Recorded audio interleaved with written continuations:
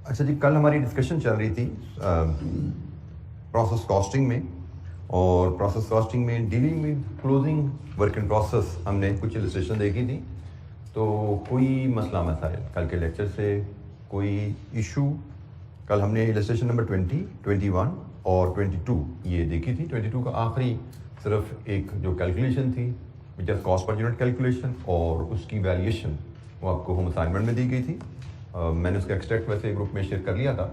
I think कि मेरे पास already वो सवाल हुआ पड़ा हुआ था। वैसे तो सोल्यूशन इसमें भी अवेलेबल होता है, लेकिन मैंने एक्सट्रैक्ट भी शेयर कर लिया था कि जिसमें मैंने हैंड राइटिंग में सवाल किया हुआ था। तो कोई इशू, इसी कैलकुलेशन पे कोई चैलेंज आया हो, कोई गाइडेंस चाहिए हो आपको? अच्छा जी, क्लोजिंग वर्किंग प्रोसेस पे हमने अपनी डिस्कशन ख़त्म की। हमने पहले normal loss, abnormal loss, abnormal gain को डिस्कस किया। अब हमने क्लोजिंग वर्किंग प्रोसेस पे बात की। यही क्लोजिंग वर्किंग प्रोसेस जो एक पीरियड का होता है, ये अगले पीरियड का ओपनिंग वर्किंग प्रोसेस बन जाता है। अगले पीरियड में जब ओपनिंग वर्किंग प्रोसेस में हम जाते हैं, तो आपको पता है कि जब ओपनिंग वर्किंग प्रोसेस को हमें डील करना होता है, उसके साथ क्लोजिंग वर्किंग प्रोसेस भी हमें मिले, तो क्वेश्चन राइज होता है वैल्यूएशन मेथड का।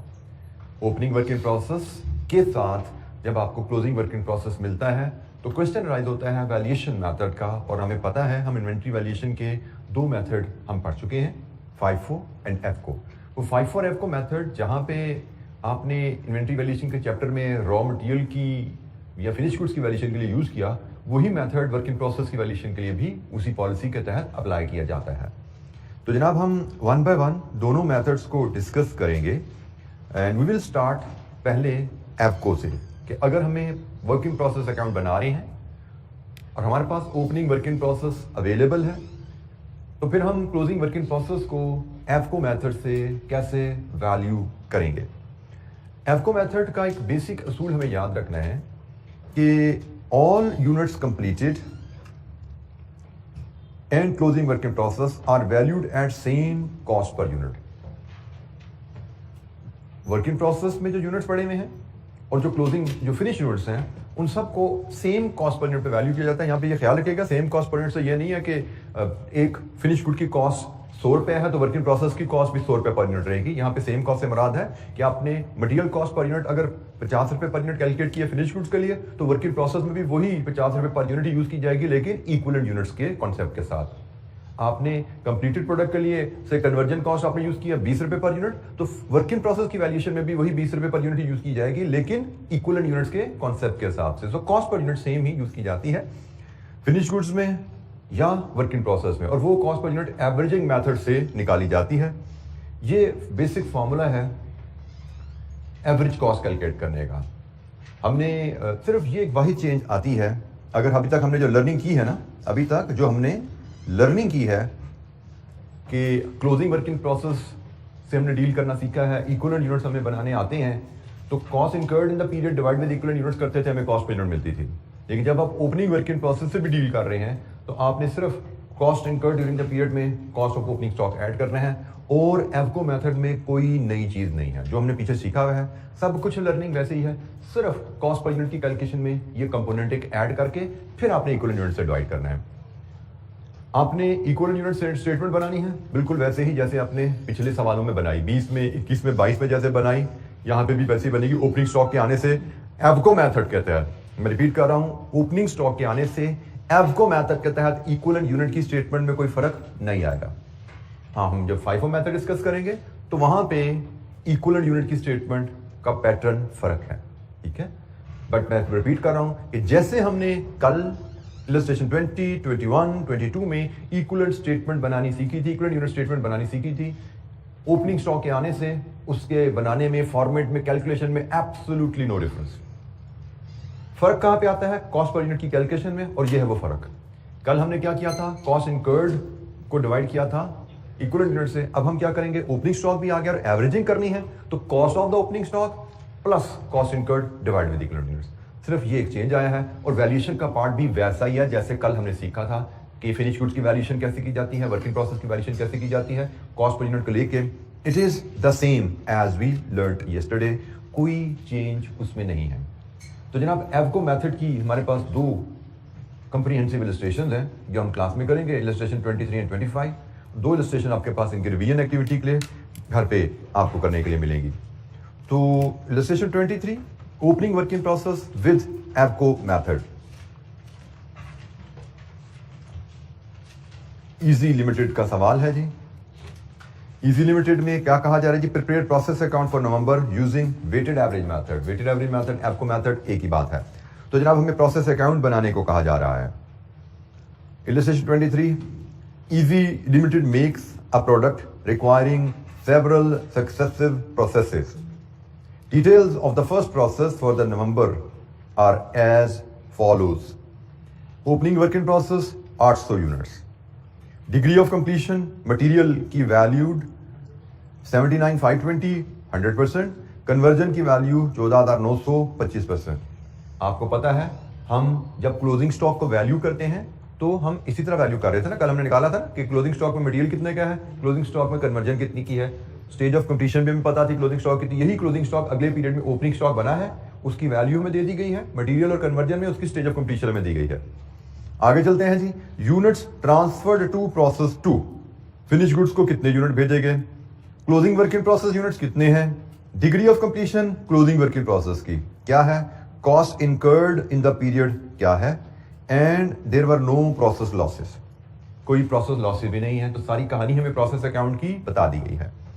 तो हमें कहा गया जी प्रोसेस अकाउंट बनाइए। तो जी प्रोसेस अकाउंट ड्रॉ करते हैं और फिर इसको पॉपुलेट करना शुरू करेंगे। इलस्ट्रेशन नंबर 23 हम देख रहे हैं।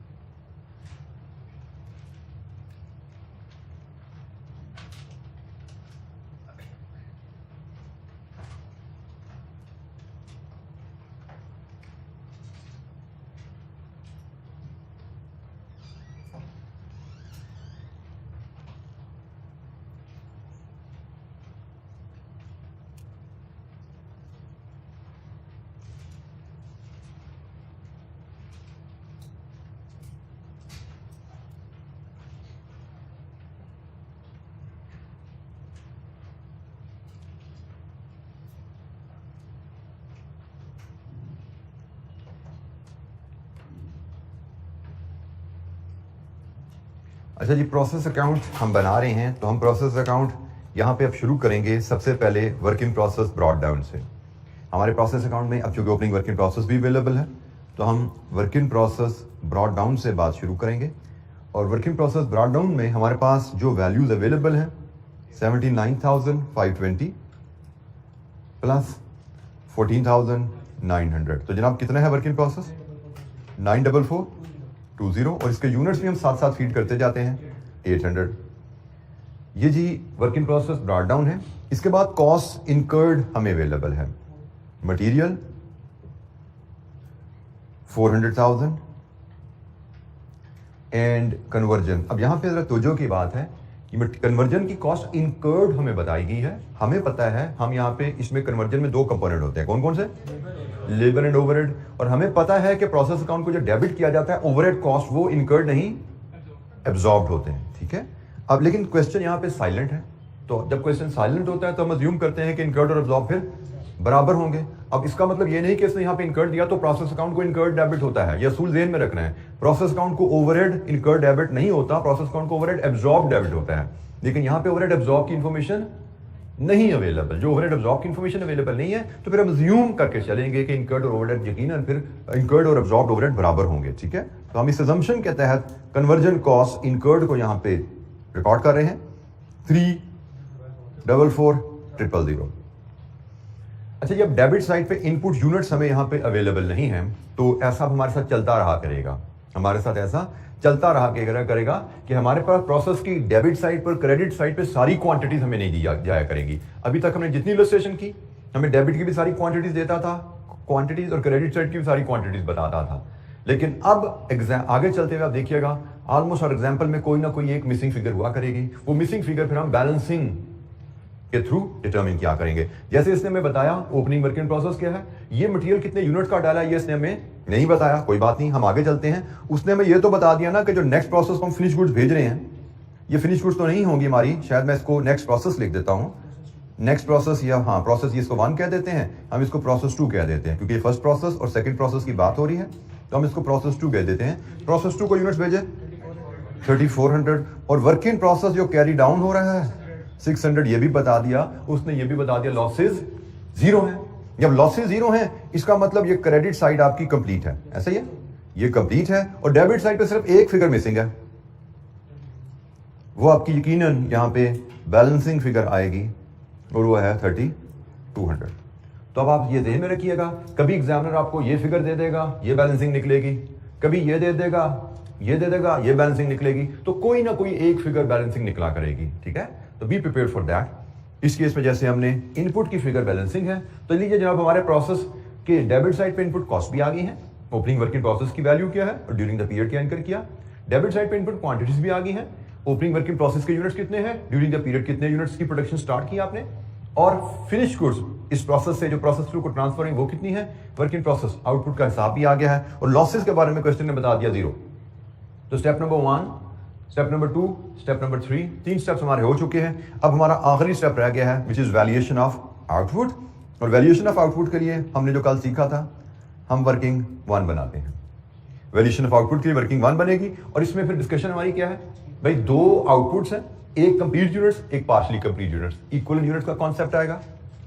तो पहले तो इक्वलेंट यूनिट्स का कॉन्सेप्ट बीच में आया, फिर दूसरी बात इक्वलेंट यूनिट्स का कॉन्सेप्ट पे जब हम जाते हैं तो हम देखते हैं वर्किंग प्रोसेस की डिग्रीज ऑफ कंप्लीशन 2 है, मटेरियल की लहदा है, कन्वर्जन की लहदा है। इसका मतलब हमें कॉस्ट पर यूनिट मटेरियल की लहदा, कन्वर्जन की लहदा बनानी है। जब स्टेजेस ऑफ कंप्लीशन आपको एलिमेंट वाइज दी जाएंगी, तो कॉस्ट पर यूनिट आप जो वैल्यूएशन के लिए बनाते हैं वो भी एलिमेंट वाइज बनाते हैं। उसके लिए 3 स्टेज प्रोसेस होते हैं, एक स्टेटमेंट ऑफ इक्वलेंट यूनिट्स, एक statement of cost per unit, और तीसरा स्टेटमेंट ऑफ वैल्यूएशन, ठीक है जी। तो हमारी वर्किंग 3 स्टेप्स में होने वाली है। वर्किंग 1 में हम सबसे पहले स्टेटमेंट ऑफ इक्वलेंट यूनिट्स बनाते हैं। तो इक्वलेंट यूनिट स्टेटमेंट का जो फॉर्मेट है हमारे पास, कल हमने जो फॉर्मेट सीखा था बिल्कुल वही फॉर्मेट हम दोबारा लेके चल रहे हैं। एक पहला कॉलम हमारा आउटपुट का होता है, फिर दूसरा कॉलम आता है फुल यूनिट्स का, तीसरा कॉलम आता है परसेंटेज ऑफ कंप्लीशन का, और उसके बाद इक्वलेंट यूनिट्स का कॉलम आता है। और 2 चूंकि स्टेजेस ऑफ कंप्लीशन है, तो 2 इक्वलेंट यूनिट्स के कॉलम हमें चाहिए। ये जो फॉर्मेट हमने कल सीखा था वही फॉर्मेट हम यहां यूज करने जा रहे हैं, output, full units, percentage of completion, equivalent units, material and conversion. अच्छा, हमने जो फॉर्मेट एक सीख रहे हैं, इसी फॉर्मेट का थ्रू आउट हम लेकर चलते रहेंगे। मैं फिर बता दूं कि फ्लेक्सिबिलिटी होती है, different methods, different formats can be use. Examiner solution में इससे डिफरेंट फॉर्मेट्स भी हमें क्वेश्चन में मिल सकते हैं। मैंने इलस्ट्रेशन में तो कोशिश की है कंसिस्टेंटली, जो हमने नोट्स में भी शामिल किए हैं, कंसिस्टेंटली एक ही फॉर्मेट रखा जाए। यहाँ पे भी हम एक ही फॉर्मेट यूज कर रहे हैं, यही कॉलम हम यूज करते रहेंगे ताकि आप में एक्यूरेसी और एफिशिएंसी का एलिमेंट बढ़ता जाए with the passage of time. लेकिन एग्जामिनर सोल्यूशन में डिफरेंट फॉर्मेट्स हो सकते हैं, but as long as we are getting the equivalent unit same, we don't have to worry कि उसने कैसे किया, हम कैसे कर रहे हैं। अच्छा जी, आउटपुट पे बात करते हैं सबसे पहले। तो आउटपुट हमने कहां से देखनी होती है? प्रोसेस अकाउंट की क्रेडिट साइड पे देखा तो जनाब हमारी आउटपुट 2 हैं, एक प्रोसेस 2 को यूनिट्स ट्रांसफर हो रहे हैं और दूसरा क्लोजिंग वर्क इन प्रोसेस है। फुल यूनिट्स, आउटपुट के फुल यूनिट्स कितने हैं जी?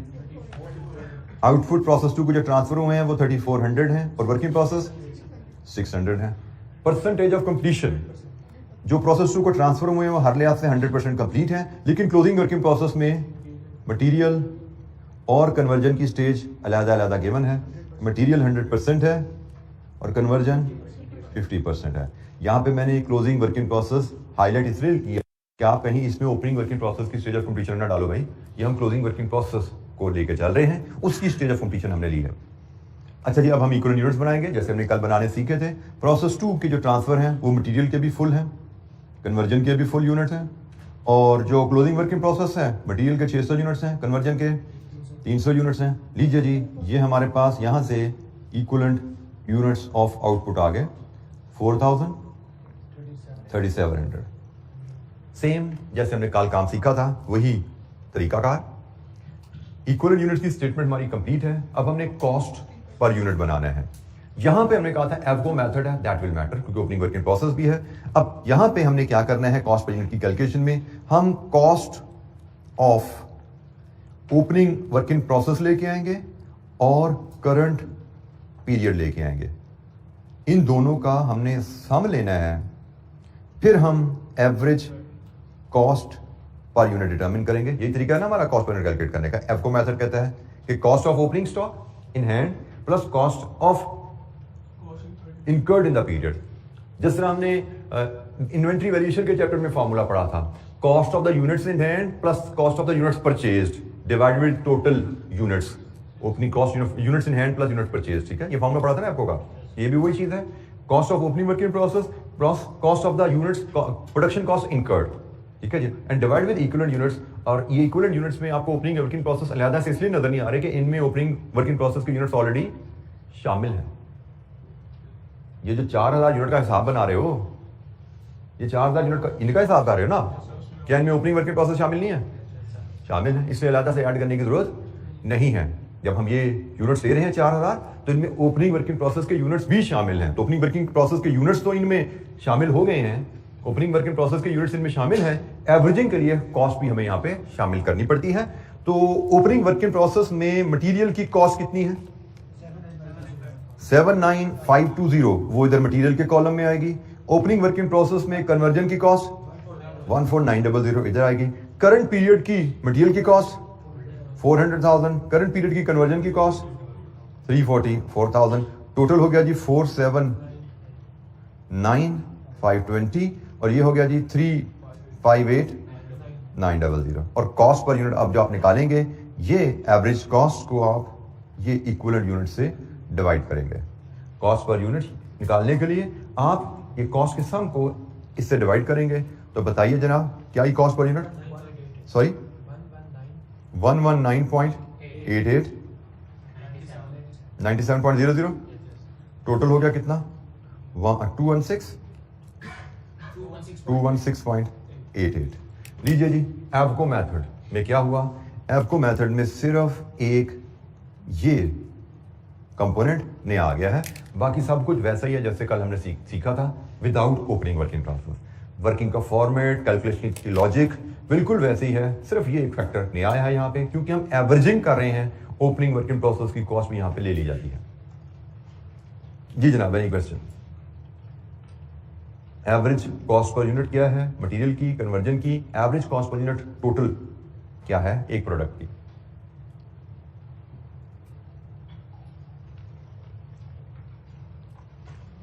इक्विवेलेंट यूनिट का शेड्यूल आपके सामने है, कॉस्ट पर यूनिट की कैलकुलेशन आपके सामने है।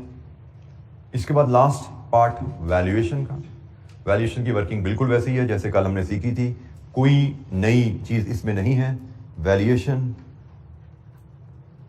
फिनिश गुड्स आपके 3400 फुल यूनिट्स हैं और फुल यूनिट्स कॉस्ट पे वैल्यू होंगे 737,392 और closing work in process element wise value किए जाएंगे। इनमें 600 यूनिट्स मटेरियल के हैं क्लोजिंग वर्क इन प्रोसेस में, उनको वैल्यू करेंगे मटेरियल की कॉस्ट पे।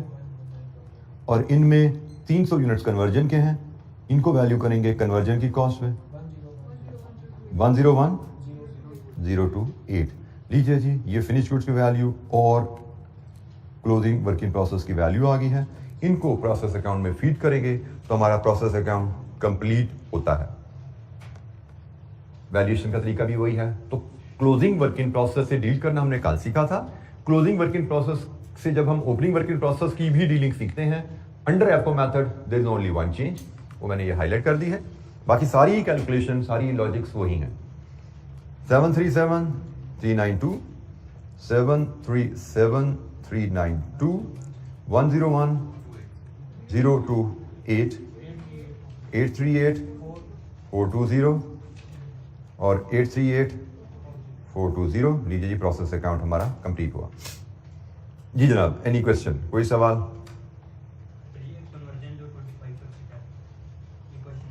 ओपनिंग वर्क इन प्रोसेस की सॉरी 100% क्यों नहीं ली? क्योंकि वर्क इन प्रोसेस है ना बेटा, ओपनिंग वर्क इन प्रोसेस है ना, अगर ये 100% होता तो फिनिश गुड्स में चला जाता पिछले पीरियड में। ये वर्क इन प्रोसेस है इसलिए कि ये कंप्लीट अभी नहीं हुआ, ठीक है। ये ओपनिंग वर्क इन प्रोसेस है। ओपनिंग वर्क इन प्रोसेस से मुराद पिछले पीरियड का क्लोजिंग वर्क इन प्रोसेस। बेटा ओपनिंग वर्क इन प्रोसेस जब आपको पीरियड शुरू हुआ उसका स्टेटस बताया गया है। पीरियड के शुरू में आपका ये जो opening work in process brought down हुआ है, इसमें मटेरियल 100% है और इसमें कन्वर्जन 25% लगी है। पिछले महीने में इस पे 25% कन्वर्जन कॉस्ट लग चुकी है। इस महीने में अगर आपने इसको कंप्लीट करना है तो आपको इसको 75% कन्वर्जन कॉस्ट इसमें ऐड करनी है।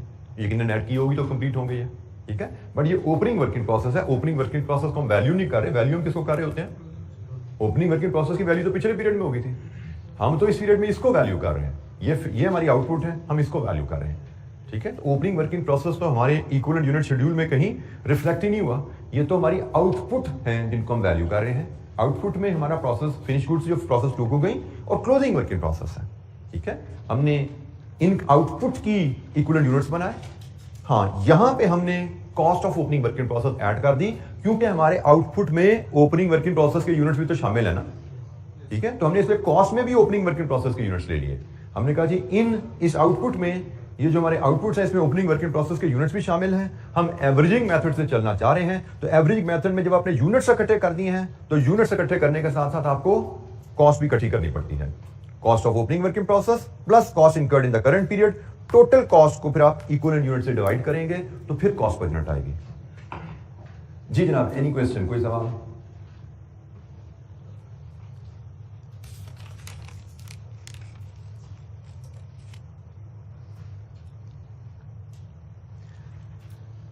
अच्छा, ये एग्जाम्पल ये मैं आपके सामने रख रहा हूं, ठीक है। सोल्यूशन ये आपके सामने इलस्ट्रेशन 23 का है और इलस्ट्रेशन 25 आपकी क्लास एक्टिविटी है। Illustration 25 this is your class activity.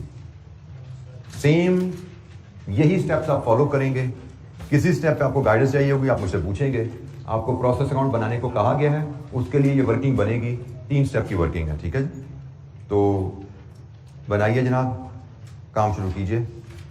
किसी जगह आपको कोई गाइडेंस चाहिए हो पूछिएगा। कंप्लीट प्रोसेस अकाउंट बनाना है और मुझे आप जवाब जो बताएंगे इलस्ट्रेशन नंबर 25 में मुझे आउटपुट की वैल्यू बताएंगे, मुझे वर्क इन प्रोसेस की, मुझे ये 2 वैल्यूज आप देंगे। ये 2 वैल्यूज आपकी ठीक आ गई तो इसका मतलब आपकी सारी वर्किंग पीछे ठीक है, ठीक है। मुझे आप आउटपुट की वैल्यू देंगे, मुझे वर्क इन प्रोसेस की वैल्यू देंगे, तो मैं वो यहाँ पे सिर्फ 2 वैल्यूज आपसे शेयर करूंगा। तो कंप्लीट करनी है जी आपने ये एक्टिविटी।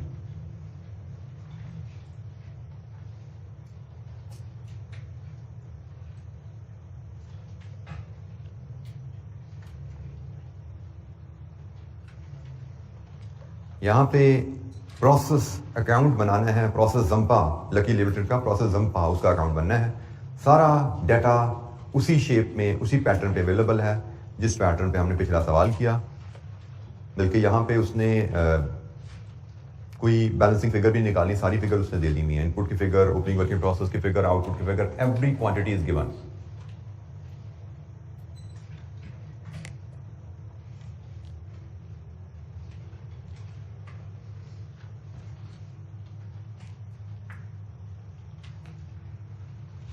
स्टेप वाइज चलिएगा। स्टेप नंबर 1 डेबिट साइड पे इनपुट कॉस्ट लाइए। स्टेप नंबर 2 डेबिट साइड पे इनपुट क्वांटिटी लाइए। स्टेप नंबर 3 क्रेडिट साइड पे आउटपुट क्वांटिटीज लाके डेबिट क्रेडिट क्वांटिटीज को टैली कीजिए। Step number 4 valuation of output which will be 3 step procedure. Valuation of output में equivalent units बनेंगे, आपकी cost per unit आएगी एलिमेंट वाइज यहाँ पे, और फिर वैल्यूएशन।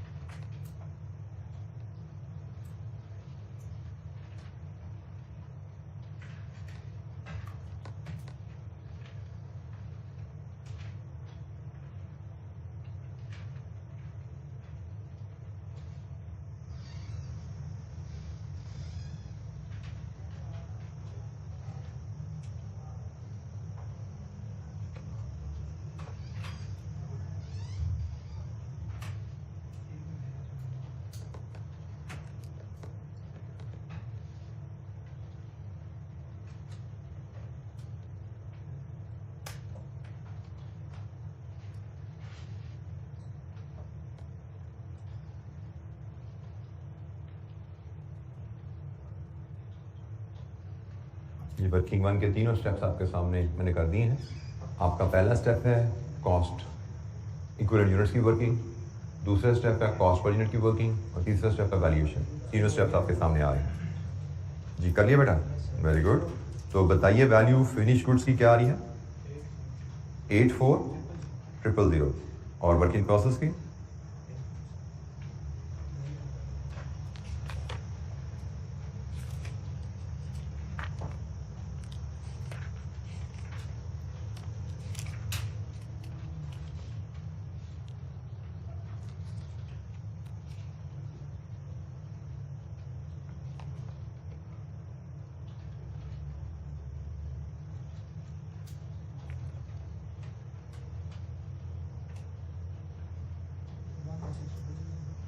18,600।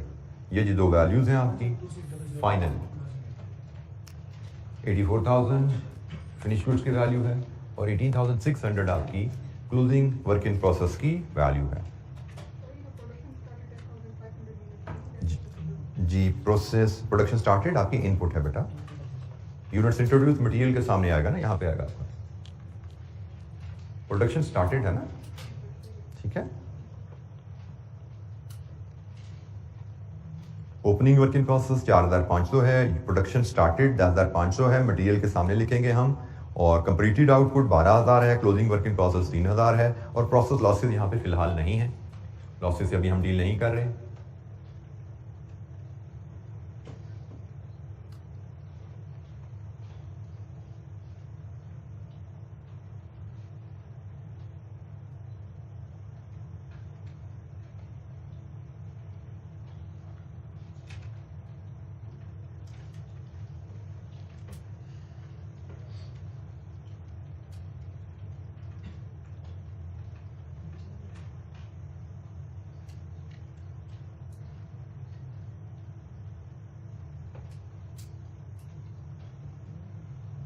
इक्विवेलेंट यूनिट्स जब आप निकाल लेंगे, फिर आपने ओपनिंग वर्क इन प्रोसेस की कॉस्ट लानी है, मटेरियल कन्वर्जन, इस पे करंट पीरियड का मटेरियल कन्वर्जन ऐड करना है, फिर इनका सम जो आएगा उसको इक्विवेलेंट यूनिट से डिवाइड करके कॉस्ट पर यूनिट लेना है।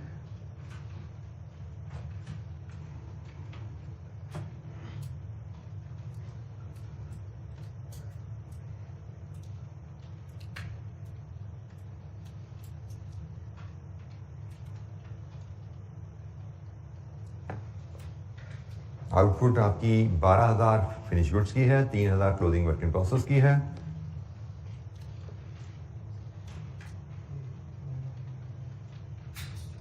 कॉस्ट पर यूनिट क्या आ रही है वो भी बता दीजिए जरा। मटेरियल की 5, 2 कन्वर्जन की 7 टोटल है। ये जी आपकी कॉस्ट आ रही है पर यूनिट, और इसके हिसाब से वैल्यूएशन आपकी बनती है। आउटपुट 12,000 यूनिट्स इंटू 7 है, 84,000 है, और वर्क इन प्रोसेस आपका 3,000 इंटू 5 प्लस 1,800 इंटू 2, 18,600। ये जिनकी वर्किंग भी कैलकुलेशन हमने देख ली कि ये कैलकुलेशंस कॉस्ट पर यूनिट की है, और ये उनकी वैल्यूएशन की वर्किंग भी आपके सामने आ गई है।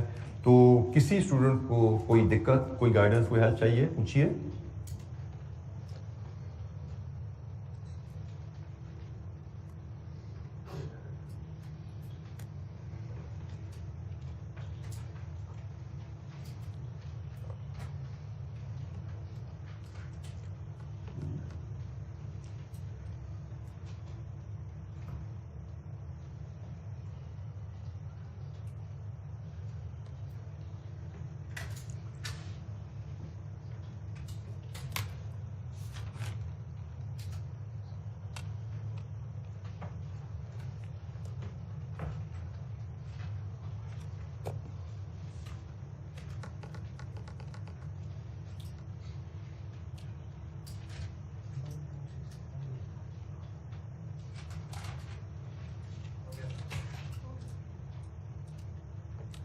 जी, एक चीज़ जो मैंने नोट की आप लोगों के रजिस्टर को देखते हुए कि आपसे गलती होती है, ओवरराइट करते हैं। मैंने शायद पहले अगर नहीं बताया तो नोट कीजिए, never overwrite the figures in the exam, और ये आदत अभी से अपनानी शुरू कीजिए। ओवरराइटिंग से कभी फिगर्स को ये 5 आ गया, इसको 8 बनाने की या 6 बनाने की कोशिश ना कीजिए। गलती आपसे हो गई है, आपने यहाँ 5 लिखा था, 6 लिखा गया, इसको ऐसे 5 नहीं बनाना। ये पढ़ा आपसे तो शायद जा रहा हो, लेकिन एग्जामिनर से चांसेस है शायद ना पढ़ा जाए। जब भी गलती हो जाए, फॉर एग्जाम्पल आपने यहाँ 6 लिख दिया था, 5 लिखना था, एक लाइन से क्रॉस कीजिए, रिवाइज फिगर साइड पे लिखिए। आपने ये फिगर गलत लिखी की है, एक लाइन से क्रॉस कीजिए, रिवाइज फिगर्स के ऊपर या दाएं जहां जगह वहां लिखिए, नेवर ओवरराइट। ठीक है, this is the method to rectify the error. इसको काला करने की जरूरत भी नहीं है, इसको भी लोग काला भी कर देते हैं फिर ऊपर लिखते हैं। सिंपली एक लाइन ड्रॉ कीजिए, this is enough signal for the marker कि डोंट कंसिडर दिस फिगर। ठीक है जी, आप पूरे पेज पे एक लाइन खींच देंगे, एग्जामिनर उस पेज को मार्क नहीं करेगा, पढ़ेगा भी नहीं उसको। पेज को 4 दफा लाइनें खींचनी, क्रॉस करना जरूरी नहीं है, एक लाइन इनफ सिग्नल है। तो ये आपने याद रखा है, नेवर ओवरराइट। और गलती को ठीक करने का तरीका क्या है, इसको फॉलो कीजिए प्रैक्टिस में। जी जनाब, किसी बच्चे को गाइडेंस को हेल्प चाहिए इस पार्ट में? अच्छा जी, एफको में तो चीज़ें बड़ी सिंपल रही हमारे लिए, कोई हमें एज सच नई फॉर्मेट या कैलकुलेशन में एंटर होने की जरूरत नहीं पड़ी। लेकिन जब हम बात करेंगे फाइफो की, तो उसमें हम कुछ नया सीखेंगे। अकॉर्डिंगली इसमें हमने एग्जाम्पल भी ज़्यादा प्लान की हुई हैं। इसमें सारी एग्जाम्पल फाइफो की नहीं है, कुछ आगे जाकर एफको की भी रिपीट हो रही हैं। ठीक है, तो will be doing a lot of illustrations here, कुछ क्लास वर्क के, कुछ होम असाइनमेंट पे। अच्छा जी, first in first out method है। अब हम इसी कॉन्टेक्स्ट में first in first out method की जब बात करते हैं, तो अनलाइक एफको में तो हमने फिनिश गुड्स के सारे यूनिट्स को एवरेज कॉस्ट पे वैल्यू किया। एफको में हमने फिनिश गुड्स के सारे यूनिट्स को एवरेज कॉस्ट पे वैल्यू किया, क्योंकि वो एवरेजिंग मेथड था। लेकिन जब आप फाइफो पे आते हैं, तो फर्स्ट इन फर्स्ट आउट का असूल क्या है कि आपको पहले ओपनिंग वर्क इन प्रोसेस के यूनिट्स को कंप्लीट करके अगले डिपार्टमेंट को भेजना है, फिर अपने करंट पीरियड प्रोडक्शन करनी है। मतलब फाइफो मेथड के तहत तमाम प्रोडक्शन जो फिनिश गुड्स की है वो एक कॉस्ट पे वैल्यू नहीं की जाती, क्योंकि फिनिश गुड्स में आपके first in first out method के तहत सबसे पहले ओपनिंग वर्क इन प्रोसेस को फिनिश किया जाता है और उसके बाद फिर करंट पीरियड प्रोडक्शन को फिनिश किया जाता है। तो first in first out method में अकॉर्डिंगली हम ओपनिंग वर्क इन प्रोसेस के यूनिट्स को पहले कंप्लीट करते हैं, उसकी कॉस्ट अलग डिटरमिन की जाती है, और फिर रिमेनिंग जो प्रोडक्शन है उसकी कॉस्ट अलग डिटरमिन की जाती है।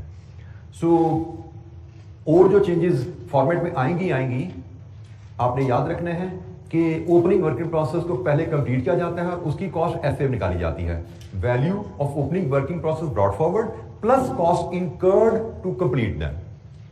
पहले ओपनिंग वर्किंग प्रोसेस को कंप्लीट किया जाएगा, देखा जाएगा पिछले पीरियड पे उनका कितना खर्चा हुआ और करंट पीरियड में उन पे मजीद कितना खर्चा किया जाएगा, तो वो कंप्लीट होंगे।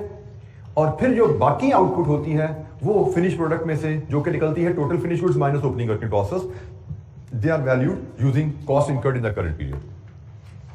मैं अगर पिछले सवाल की तरफ आपको लेके जाऊं जो हमने क्लास में मैंने आपसे शेयर किया था, हमारे पास 800 यूनिट्स ओपनिंग वर्किंग प्रोसेस के थे।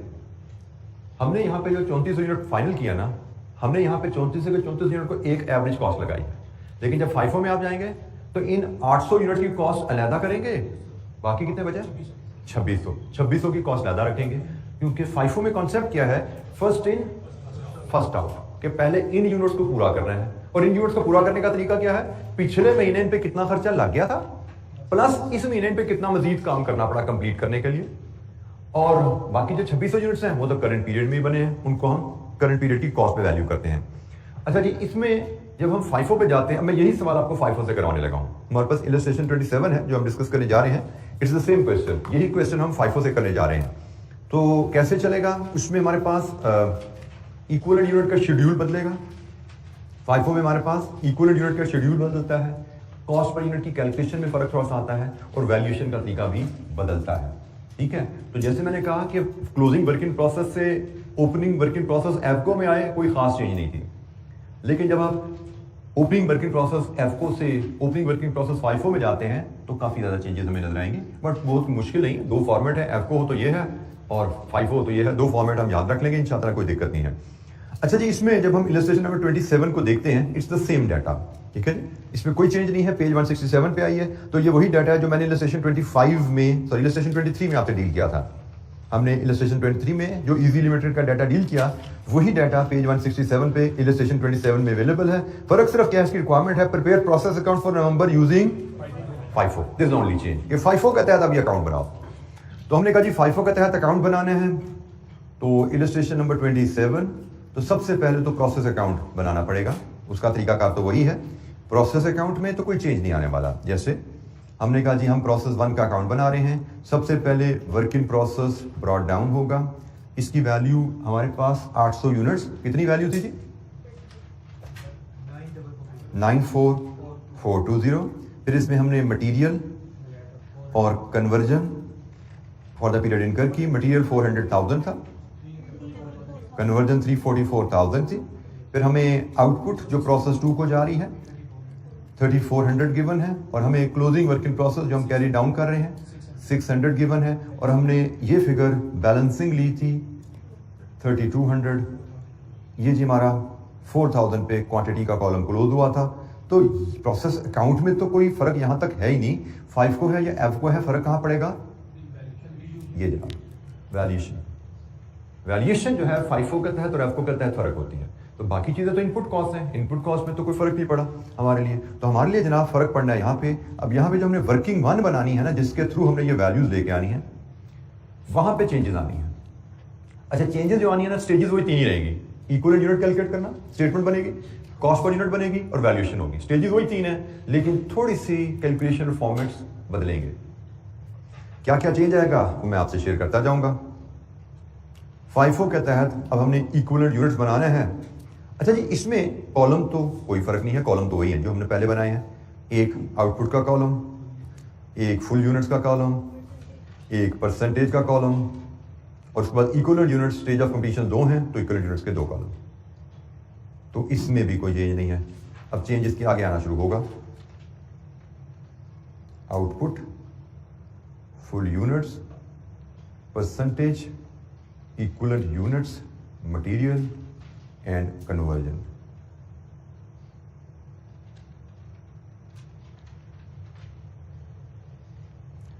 अच्छा जी, हमारे पास आउटपुट पे क्या क्या जी? Process 2 and closing work in process. अब यहां पे जो चेंजेस आनी शुरू हो रही है वो क्या है कि प्रोसेस 2 को जो हमने ट्रांसफर किए हैं गुड्स, FIFO मेथड है। FIFO में हमने बात की कि हमने तमाम यूनिट्स को एक तरह ट्रीट नहीं करना, उनको एक वैल्यू नहीं देनी। तो वही चीज यहां पे रिफ्लेक्ट होती है। हम इसके 2 हिस्से करते हैं। प्रोसेस 2 को जो ट्रांसफर हुई है, इसमें से ओपनिंग वर्क इन प्रोसेस में से कितने हैं और करंट प्रोडक्शन कितनी है, हम इनको अलहदा कर देते हैं। जैसे हमें पता है प्रोसेस 2 को टोटल कितने ट्रांसफर हुए हैं 3400। ओपनिंग वर्क इन प्रोसेस से कितने हैं 800, तो बाकी कितने बचे? ये चेंज आ गया। टोटल का जो कॉलम है थोड़ा सा बदल गया।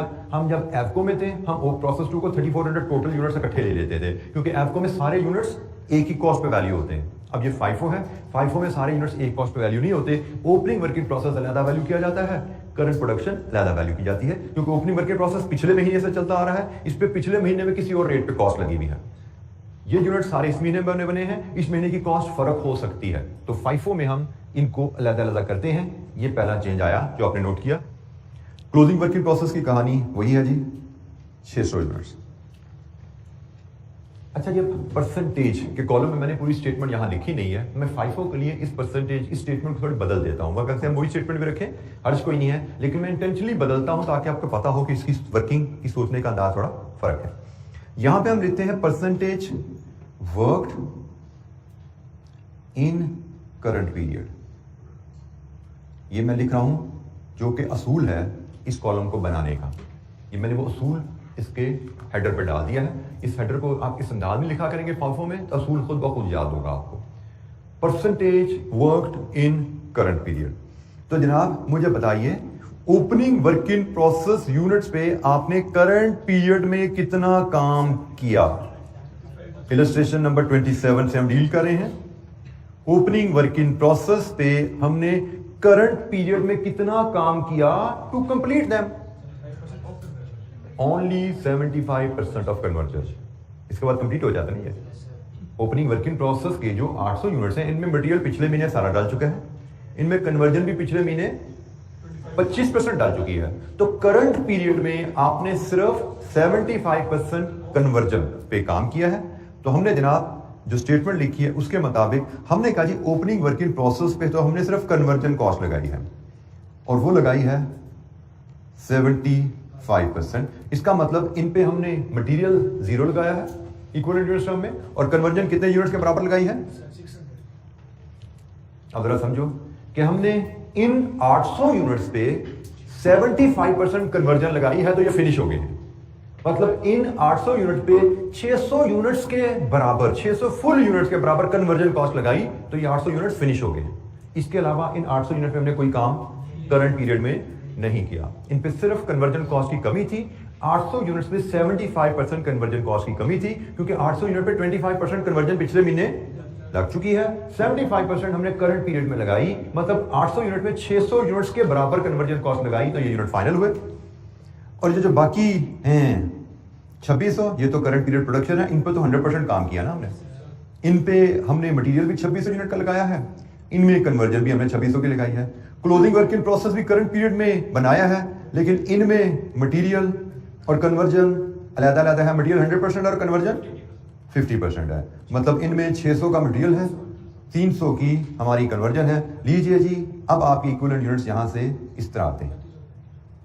Equivalent units 3200 and 3500। FIFO method के तहत हमारी इक्विवेलेंट यूनिट की स्टेटमेंट कैसे बनती है? FIFO मेथड के तहत इक्विवेलेंट यूनिट की स्टेटमेंट हमारी कैसे बनती है? हमने यहां से चेंज लाना शुरू किया। हमने फिनिश्ड आउटपुट के 2 हिस्से कर दिए।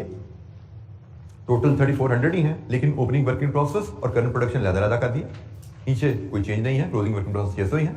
हमने इस कॉलम में percentage work in current period लेना है। First in first out method है। हम इसमें सिर्फ करंट पीरियड में वर्किंग लेते हैं। हमने ओपनिंग वर्क इन प्रोसेस के 800 यूनिट पे सिर्फ कन्वर्जन कॉस्ट ऐड किया 75%, 600 यूनिट के बराबर। करंट प्रोडक्शन ये करंट पीरियड में शुरू हुए, करंट पीरियड में कंप्लीट हुए। 100% काम करंट पीरियड में किया गया है। और क्लोजिंग वर्क इन प्रोसेस भी FIFO मेथड में यही अज्यूम किया जाता है ये करंट प्रोडक्शन से ही बचे हैं। फर्स्ट इन फर्स्ट आउट जो ओपनिंग वर्क इन प्रोसेस के यूनिट से वो आगे चले गए हैं। क्लोजिंग वर्क इन प्रोसेस में जो बचे हैं वो करंट प्रोडक्शन में से कुछ यूनिट्स बच गए। फर्स्ट इन फर्स्ट आउट की कहानी। इक्विवेलेंट यूनिट की स्टेटमेंट कंप्लीट हुई। अब कॉस्ट पर यूनिट पे जाना है।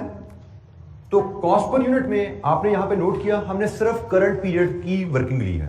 हमने सिर्फ करंट पीरियड में जितना काम किया वही लिया है, तो अकॉर्डिंगली कॉस्ट भी इनकर्ड करंट पीरियड की लेते हैं। कॉस्ट इनकर्ड आप लेंगे यहां पे सिर्फ करंट पीरियड की।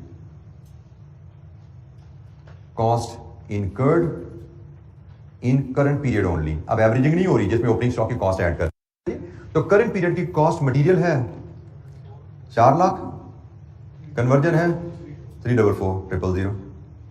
और यहां से कॉस्ट पर यूनिट लाइए। कॉस्ट पर यूनिट इसको डिवाइड करेंगे जनाब आप इक्विवेलेंट यूनिट से। 125 98.29 टोटल हुआ कितना? 223.29। लीजिए जी, कॉस्ट पर यूनिट भी आ गई। FIFO मेथड के तहत कॉस्ट पर यूनिट भी आ गई।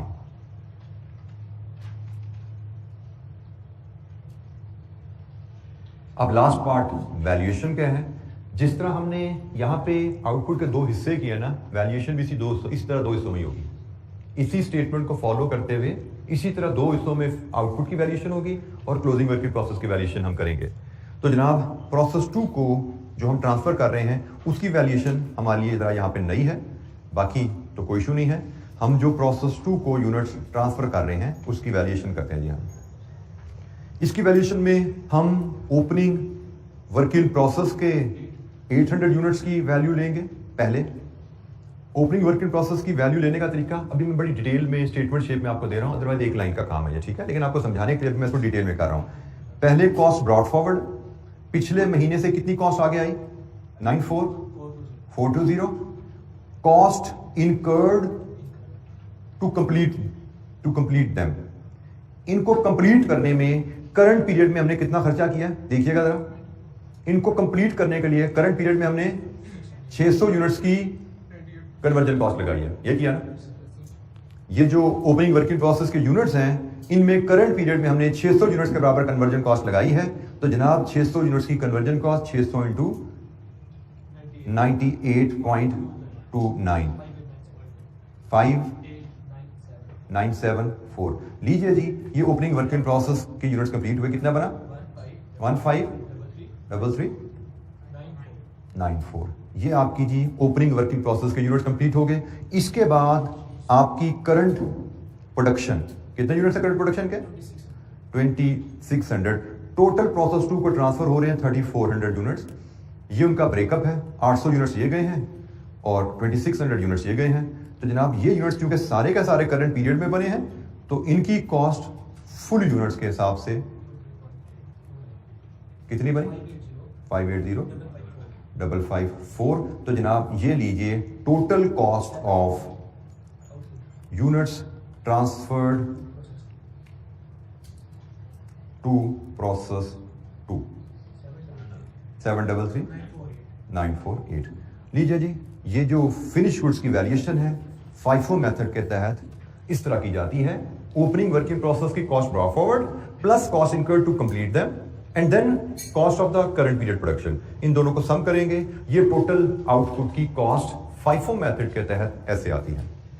FIFO मेथड के तहत हमने इक्विवेलेंट यूनिट शेड्यूल में थोड़ी सी एडजस्टमेंट की। FIFO मेथड के तहत फिनिश गुड्स की वैल्यूएशन में एडजस्टमेंट हुई। यही दो चेंजेस है जी मेन। क्लोजिंग वर्किंग प्रोसेस की वैल्यूएशन में कोई चेंज नहीं है, उसकी प्रेजेंटेशन वैसे ही है जैसे हम पीछे करते आए हैं। हमने 600 यूनिट्स के मटेरियल के हैं यूनिट्स 125 के हिसाब से, प्लस 300 यूनिट्स कन्वर्जन के हैं 98.29 के हिसाब से 104487।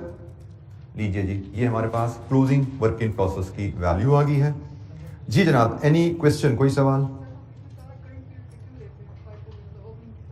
बेटा क्योंकि हम एवरेजिंग नहीं कर रहे, हम यहां पे एवरेजिंग नहीं कर रहे, इसलिए हमने सिर्फ करंट पीरियड की कॉस्ट लेनी है। हम जब एवरेजिंग करते हैं तो फिर cost of opening stock plus current period cost ली जाती है। बेटा क्या इसमें ओपनिंग वर्किंग प्रोसेस के यूनिट शामिल है? क्या इनमें ओपनिंग वर्किंग प्रोसेस का काम है शामिल? बेटा ये FIFO है ना, फर्स्ट इन फर्स्ट आउट है। हमने इसको एवरेजिंग नहीं करनी, हमने ओपनिंग स्टॉक और करंट प्रोडक्शन को मिलाना यहां पे नहीं है, अलग अलग रखना है। ये सारा डाटा करंट पीरियड प्रोडक्शन का डाटा है। ये करंट पीरियड प्रोडक्शन के यूनिट्स हैं, ये करंट पीरियड प्रोडक्शन की कॉस्ट है, ये करंट पीरियड की कॉस्ट पर यूनिट है। पीछे हमने यहां पे ओपनिंग वर्किंग प्रोसेस के यूनिट्स भी शामिल कर लिए थे, वहां पे हमारी आउटपुट में ओपनिंग वर्किंग प्रोसेस के यूनिट्स भी शामिल थे, इसलिए हमने कॉस्ट में भी cost of opening working process लेके एवरेज कॉस्ट निकाली थी। यहां पे हम एवरेजिंग नहीं कर रहे, ठीक है। यहां पे हम फर्स्ट इन फर्स्ट आउट पे चल रहे हैं। अब ये वैल्यूज हम प्रोसेस अकाउंट में यहां फीड करेंगे। 733,948,1044,87,838,435 और यहां पे शायद राउंडिंग ऑफ का थोड़ा फर्क आया है 838,420। ये राउंडिंग ऑफ का डिफरेंस है, हमें इसको मैच करवाने की जरूरत नहीं है। हमारा अगर एग्जाम में ऐसे फर्क आएगा हम लिख देंगे ये 15 रुपए है, ये तो राउंडिंग ऑफ डिफरेंस है, हम इसको मैच करवाने की जरूरत नहीं है। जी जनाब, any question? First in first out, first in first out पे अभी हमने एक एग्जांपल की है, इसमें चूंकि पैटर्न थोड़ा बदला है तो कल हम क्या करेंगे, कल हम 3 इन टोटल सवाल और करेंगे, एग्जांपल करेंगे, जिनमें 2 फर्स्ट इन फर्स्ट आउट की होंगी और फिर एक एप्को की दोबारा करेंगे हम, ठीक है, ताकि ये मेथड हमारे कंफर्म हो जाए।